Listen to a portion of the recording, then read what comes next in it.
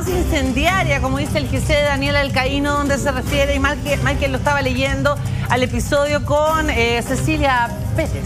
Puedo hacer lo que quiera, váyanse a las chuchas. ¡Ay! Ya, pues Michael, para de decir eso. De revista Cáñamo. Y él dice, mira, en toda esta etapa, en la polémica, qué sé yo, dice, yo no me sentí utilizado porque no recibo órdenes de nadie.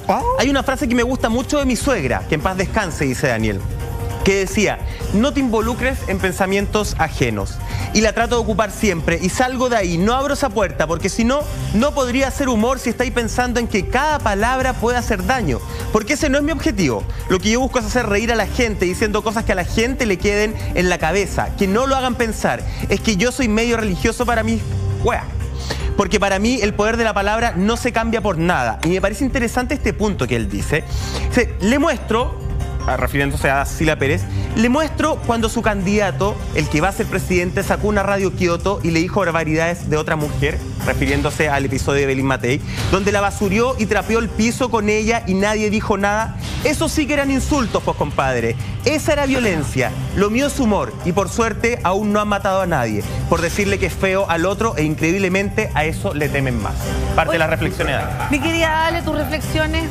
Estamos viendo a un Daniel Alcaíno más incendiario incluso que el propio Yerko Puchento, ¿no? Es que así es Daniel Alcaíno, pues.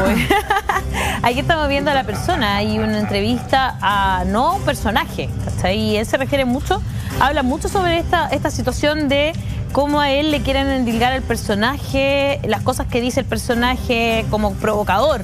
Es como si a Kramer transformado en Jaude quisiéramos, ¿no es cierto?, llevarlo a la justicia por los pecados cometidos por Jaude. Es como así de ridículo lo ve él, digamos. Esa es la forma en que él nos trata de explicar cuál es la diferencia entre el personaje y él mismo.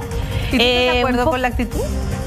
Es que yo en este caso, en el de Cecilia Pérez, yo confieso que a mí me parecía que ella pidiera las penas del infierno, porque eso fue lo que hizo. O sea, de verdad llegó a pedir que el canal no transmitiera. Me parecía súper exagerado. A mí me sigue pareciendo, digamos, exagerado, y fue lo mismo que pensó el Consejo Nacional de Televisión. O sea, está bien, si hay un hostigamiento constante, ¿no es cierto? Si hay un molestarte siempre, como pasa con otras personas, yo entiendo que se enojen y salgan a hablar, y entiendo que ella se enoje, pero pedir la pena máxima por eso me parece exagerado.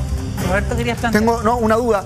Es cierto que, porque encuentro de gran valor la entrevista que le hizo Revista Cáñamo. Yo de verdad, en una oportunidad, tuve la posibilidad de entrevistar a Daniel Alcaíno para una protesta y me dijo que no. Entonces es raro porque decía no, porque tu programa es de humor, pero él hace humor en la televisión y como que me tiró para el lado.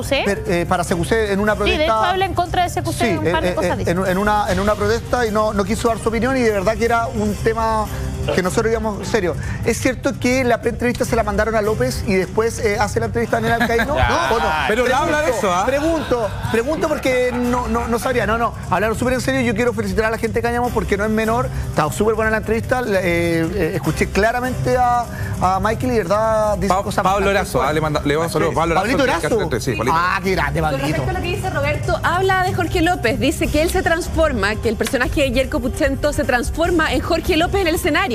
O sea que en el fondo él solamente hace una interpretación, que él obviamente agrega algunos chistes, pero que la agudeza es de Jorge López. O sea que en el fondo él lo que hace es transformarse en Jorge López sobre el escenario. Entonces, en el fondo que él, de hecho, en otra pregunta pone que su discurso sería mucho más odioso. O sea que finalmente él es mucho más ácido que Yerko Puchento.